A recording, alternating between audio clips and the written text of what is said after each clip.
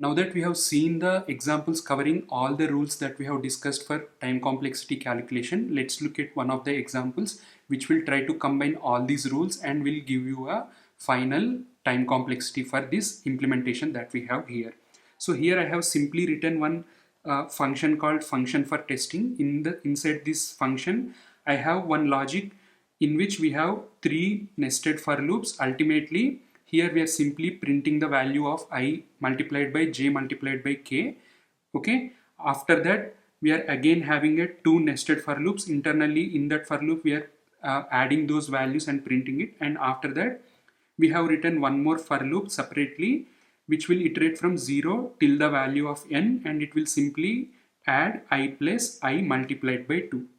Okay, so this is something that I have written just to explain all the examples that we have understood previously. So this is something that you might not see in the real implementation, but anyway, let's just go through line by line and let's just try to understand the time complexity of this example that we have here. So here we are getting the value of n, right? And here as part of the first block of code, whatever we have, we are running a for loop from 0 till n. So this loop will be running n number of times, and whatever the nested for loop that we have, this is also running from 0 till n. So the number of times it will be running will also be n. Now internally we have one more for loop. This is starting from 0 and again running till n. So it also runs for n number of times. Internally whatever the print statement that we have, it will run once, and obviously it will take only 1 unit of time. Okay, now if I want to calculate the overall time taken by this block for execution from outer for loop, we know for any iterative statements the amount of time taken will be equal to the number of times it is getting executed. So it is getting executed n number of times.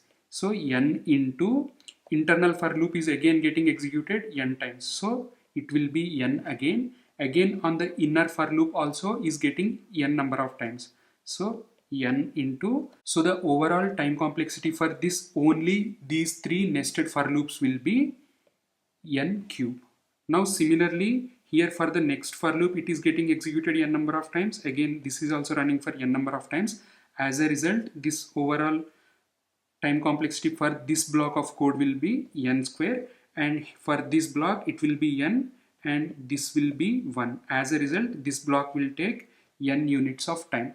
Okay, to add one more constant here, let's just assume that out of all the for loop we are printing the value of n as well. Here this print statement is going to take constant amount of time. So according to the iterative statements rule that we had calculated the time complexity for individual for loop blocks we have here.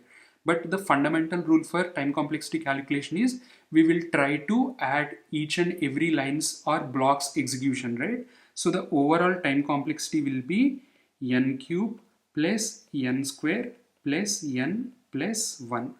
Okay, because we have a block of 3 nested for loop and we have a block of 2 nested for loop, and we have a block code where we have only for loop, and after that we are simply printing it. So if we sum up all of them, the mathematical expression will be something like this. And one of the rule that we had for time complexity calculation is we will neglect all the lower order terms. So here the higher order term is n cube and all the lower order terms are n square plus n plus 1. So we will neglect all this expression. As a result, the time complexity will be n cube.